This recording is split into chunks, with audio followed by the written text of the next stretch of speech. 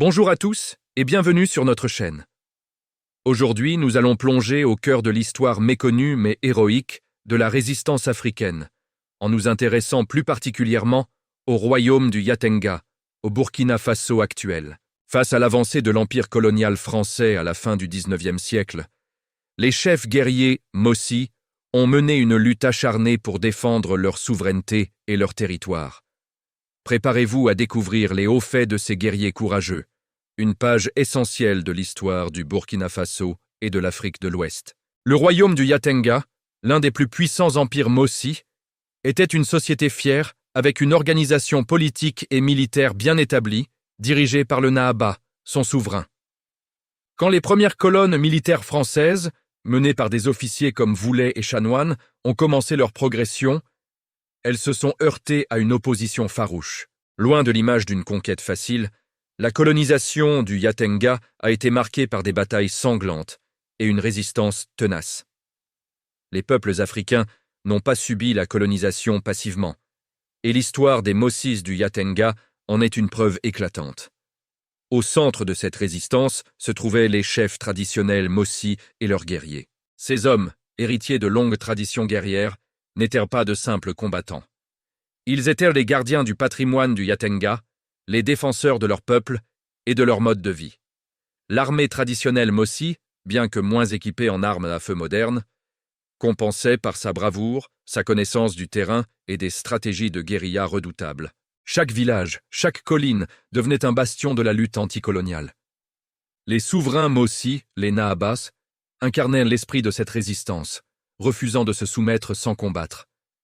Les combats historiques qui ont eu lieu dans la région témoignent de la violence de la confrontation.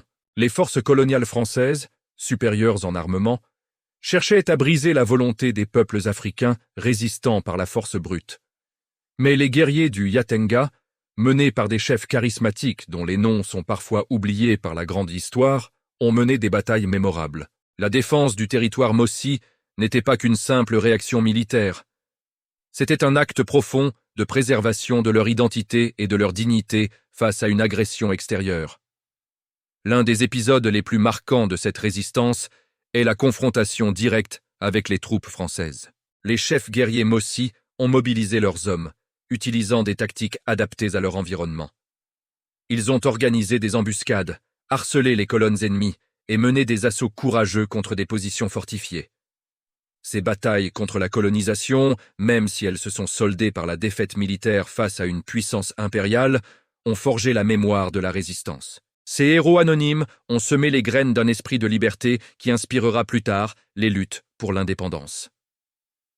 L'histoire des Mossis et de leur empire est riche et complexe. La résistance du Yatenga n'est qu'un chapitre, mais un chapitre fondamental. Elle nous rappelle que l'histoire de la colonisation en Afrique de l'Ouest n'est pas une histoire à sens unique.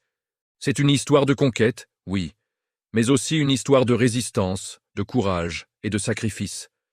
Le patrimoine du Yatenga, ce sont ses palais et ses traditions, mais c'est aussi cette mémoire de la lutte pour la liberté. Aujourd'hui, il est crucial de se souvenir de ces faits. L'histoire méconnue de l'Afrique est pleine de récits, comme celui de la résistance du Yatenga. En honorant la mémoire de ces chefs guerriers et de leurs combattants, nous rendons hommage non seulement à l'histoire du Burkina Faso, mais à tous les peuples qui se sont battus pour leur autodétermination. C'est en comprenant la profondeur de cette résistance africaine que nous pouvons mieux appréhender les dynamiques post-coloniales et l'héritage complexe de cette période.